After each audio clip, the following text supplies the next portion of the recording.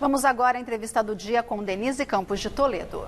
E nós vamos falar agora sobre duas leis bastante importantes sancionadas aqui em São Paulo, uma que pune homofobia e cria o Programa Municipal de Prevenção ao Suicídio e a promoção dos direitos ao acesso à saúde mental dos jovens. A deputada federal do PSOL, Samia Bonfim, está aqui com a gente. Ela é coautora desses projetos quando estava aqui em São Paulo ainda, né, Samia? Boa noite. Boa noite, muito obrigada pelo convite e a oportunidade. Esses projetos são da época que eu era vereadora aqui em São Paulo, hoje eu sou deputada federal, e eu fiquei muito feliz com a aprovação dos dois, porque eu acho que eles são passos importantes para tratar de temas que acometem segmentos específicos da sociedade, que também é responsabilidade do poder público, mas que até então não havia uma atuação organizada das políticas públicas para poder incidir sobre isso.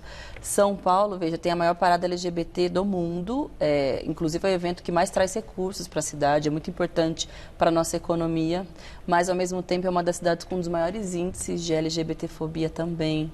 Teve uma pesquisa da Rede Nossa São Paulo, foi feita no passado, de percepção da população paulistana sobre situações de preconceito, de intolerância. E 51% diz que ou já vivenciou, ou já viu, já presenciou uma situação de discriminação. É uma pesquisa inédita, né? A primeira que identifica esse tipo de problema. E não é só a discriminação de fala, de preconceito, mas chega à morte mesmo, né? O índice é muito alto. No Brasil como um todo, não é só São Paulo o problema. Quando a gente fala de um comportamento discriminatório, intolerante, muitas vezes tem como consequência o estopim, o assassinato, a violência. Não é raro a gente ver, sei lá, algum tipo de agressão na rua, com lâmpada na cabeça, enfim, cenas que são horríveis, mas que infelizmente são corriqueiras. Também os dados indicam que o Brasil é o país que mais mata LGBT no mundo. A cada 19 horas, um é morto que comete suicídio ou porque é assassinado em função da sua identidade de gênero, da sua orientação sexual. Então, a lei visa criar punição para as pessoas físicas e jurídicas que cometam a intolerância e o preconceito. E financeira também, não é a punição? É financeira e é gradativa de acordo com a gravidade ou a reincidência. Então, pode inclusive gerar cassação de alvará, dependendo da prática corriqueira. E, infelizmente, algumas empresas, a gente sabe. O que falta agora, e aí cabe ao Poder Executivo, é organizar a ouvidoria e canais de denúncia para que essas identificações possam ter algum tipo de consequência, para que essas empresas, de fato, ou pessoas físicas, possam ser, de fato, responsabilizadas. Agora, aqui no Brasil, a gente já tem até um aplicativo, né, de proteção, da Andara, né, é o nome do travesti que foi assassinado em 2017. Sim.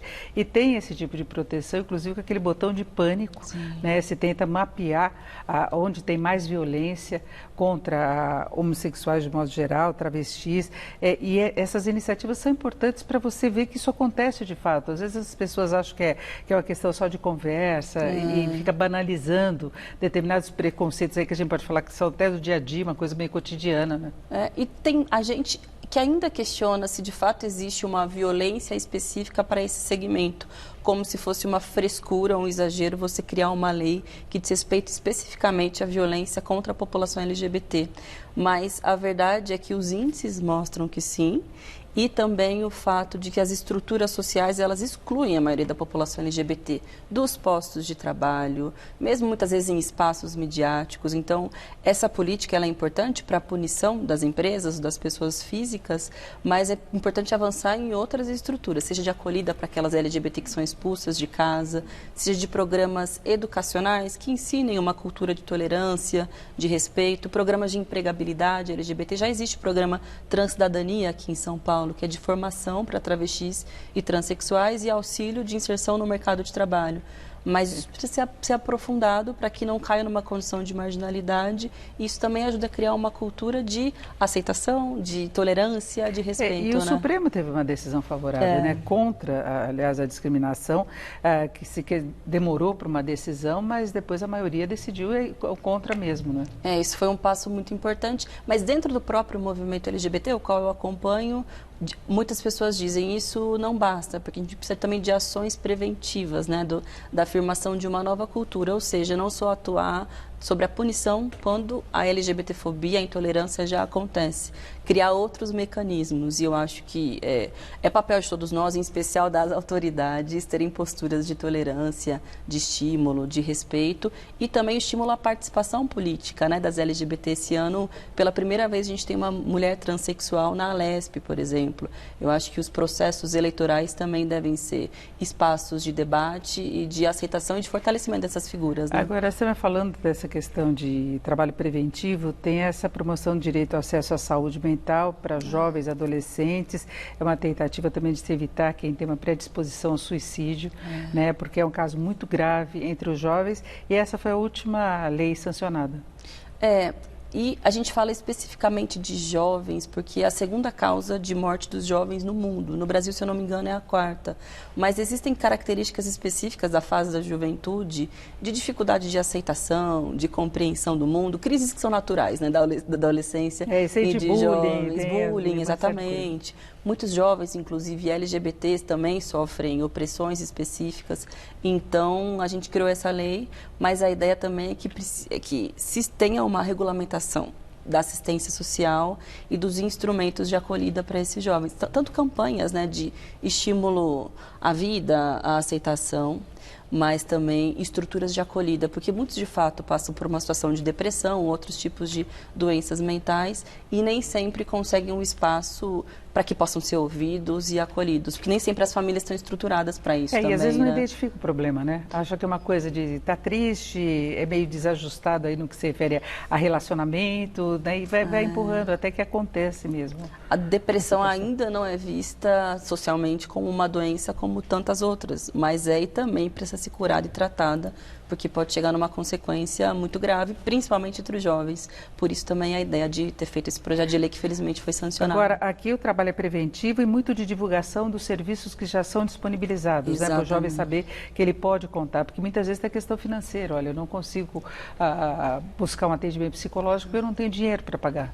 Nem todo mundo sabe, né, que os CAPs da cidade disponibilizam psicólogos e que muitas vezes nos postos de saúde também tem uma conexão a partir da estrutura do NASF, que é de assistência à saúde da família.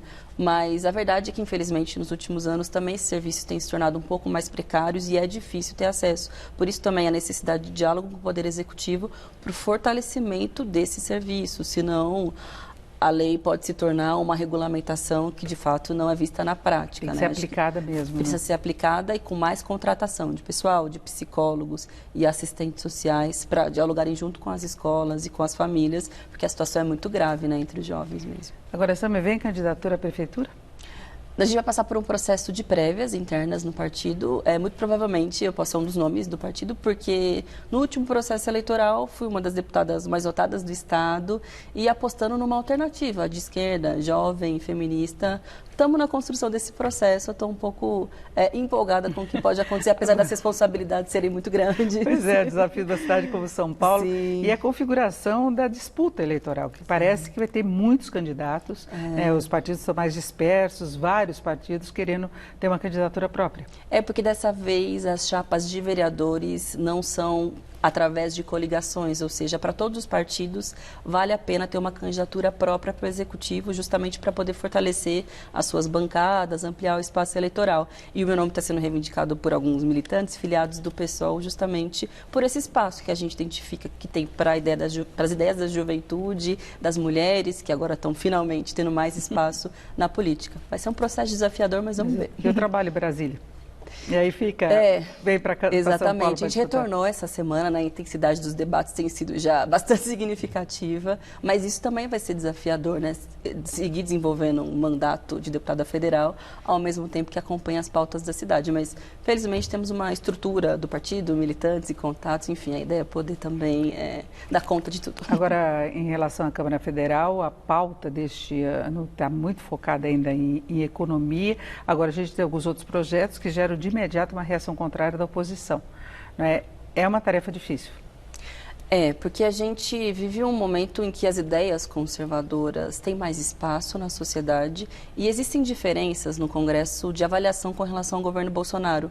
Mas a gente vê que existe uma unidade grande em torno da agenda econômica, que a oposição se opõe, na maioria das vezes. Então, o desafio é muito grande de conseguir ganhar a sociedade para o nosso ponto de vista e articular ali dentro um processo em que as nossas ideias tenham força. Mas eu vejo, desde o início do ano, pelo menos desde o início do governo Bolsonaro, reações muito importantes, principalmente no que diz respeito a barrar a tentativa de restrição de liberdades democráticas, de gestos autoritários. Existe uma resposta unificada da sociedade muito forte. E isso tende a continuar, porque, infelizmente, o governo Bolsonaro também não para nas ações de intolerância e de tentativa de perseguir jornalistas, LGBT, já que a gente está falando desse tema. A pauta é exatamente o contrário do que a das tuas propostas para aqui. Exatamente. Eu sou um pouco... um contraponto, na verdade, não. Uma expressão contrária às ideias do Bolsonaro. Agora, tem algumas coisas que a sociedade inteira se mobiliza, como aconteceu com relação ao secretário da Cultura, né? Sim, não, mas aquilo foi o estopim. Mas tem a ver também com um processo de naturalização, muitas vezes, de posições que são muito absurdas. Eu não sou daquelas que gostam de ridicularizar somente as falas do Bolsonaro, as suas posições mais exageradas, porque elas são muito sérias, elas têm um conteúdo que é muito grave e que precisa ser repudiado. Não se trata de uma piada ou de um sujeito que não sabe o que está fazendo. Eu acho que ele tem um projeto e é um projeto muito grave para o nosso país, por isso precisa ser combatido exemplarmente. E os projetos lá na Câmara, o posicionamento é que permite, inclusive, a negociação em alguns pontos, uma flexibilização. Isso já aconteceu em várias matérias, né? E são pouquíssimas as vezes em que isso acontece, que o presidente da República, inclusive, teve um papel determinante, né? Justamente além de várias outras características, uma inabilidade de diálogo e de postura política. Mas ele não vai defender muito também os projetos lá no Congresso, né? Mas... Ele lança o projeto e deixa meio com a base, que agora está dividida, mas ele não vai pessoalmente. Não vai. Ele mais joga para a plateia, ou seja, ele tenta construir junto ao seu próprio eleitorado com as suas posições que são muito polêmicas e que têm pouquíssima aceitação na maioria da população, e o Congresso acaba criando uma vida própria na articulação e na tentativa de aprovação dos projetos. Agora também não é oposição por oposição, né? Não, a gente tem um projeto e uma visão de sociedade diferenciada. E é justo e legítimo que elas apareçam. E eu acredito que desde o início do governo Bolsonaro elas têm ganhado força. Porque muitas pessoas que votaram nele fizeram a sua experiência e já começam a repudiar. Os índices de reprovação do governo estão aí para mostrar isso. Inclusive, dentro da esquerda, que é uma esquerda diversa, plural, existem possibilidades de posicionamento, surgimento de alternativas, de novas figuras. E a gente vê isso acontecendo também nessa legislatura. Perfeito. Eu conversei aqui com a deputada federal pelo PSOL, Sâmia Bonfim. Sâmia, muito obrigada. Eu que agradeço. Obrigada. Uma boa noite. Laerte, Luciana.